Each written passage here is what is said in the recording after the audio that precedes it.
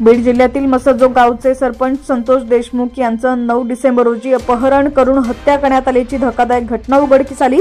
जातीय वादातून ही हत्या करण्यात आल्याचा आरोप केला जातोय, परंतु संतोष देशमुख यांच्या भावाने धनंजय देशमुख यांनी आज याबाबत खुलासा केलाय।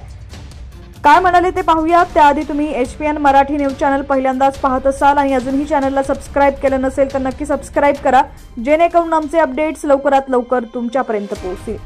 संतोष देशमुख यांची जातीय वादातून हत्या झाली नसल्याचं त्यांनी आज स्पष्ट केलंय। धनंजय देशमुख म्हणाले, मी आतापर्यंत 22 वर्षात जे माझ्या घरात अन्न खातोय ते वंजारी समाजाचे शेतकरी पिकवत आहेत। जातीय वादाचा विषय असता तर त्यांचं आणि आमचं नातं एवढे वर्ष टिकलं नसतं। या गोष्टीची शहानिशा केली तर हा जातीय वादाचा मुद्दा नाही हे कळेल। राजकारण आणि समाजकारण्यांनी येऊन आमचं सांत्वन केलं, त्यांनी आम्हाला न्याय मिळावा म्हणून पाठपुरावाही केलाय। दलित, मुस्लिम, वंजारी बांधव येऊन गेले, इथं जातीय वादाचा मुद्दा नाही, ही असुरी प्रवृत्ती आहे। समाजात विचारांचा दर्जा खालावलाय, या प्रकरणाला जातीय वादाचं स्वरूप देऊ नका असं धनंजय देशमुख म्हणाले। दरम्यान बीड जिल्ह्यातील 2 आमदारांना मंत्रिपदं मिळालेली आहेत।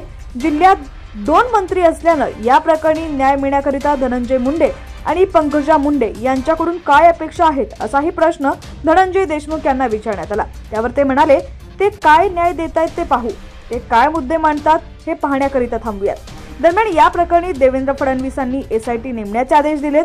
ते म्हणाले होते की मी या प्रकरणात लक्ष घातलं असून सर्वांना नीट करणार, कुणालाही सोडणार नाही। संतोष देशमुख यांचं अपहरण करून त्यांची हत्या करण्यात आली होती। याच पार्श्वभूमीवर नाना पटोले यांनी रवींद्र चव्हाण यांच्यावर गंभीर आरोप केला। त्यांच्या बंगल्यावर वैभव नावाच्या एका मुलाला 9 कोटी रुपयांसाठी कोंडून ठेवलंय। त्याच्याकडून 4.5 कोटी वसूल केले असून उर्वरित 4.5 कोटींसाठी त्याच्यावर अत्याचार सुरू असल्याचा दावा नाना पटोले यांनी केलाय।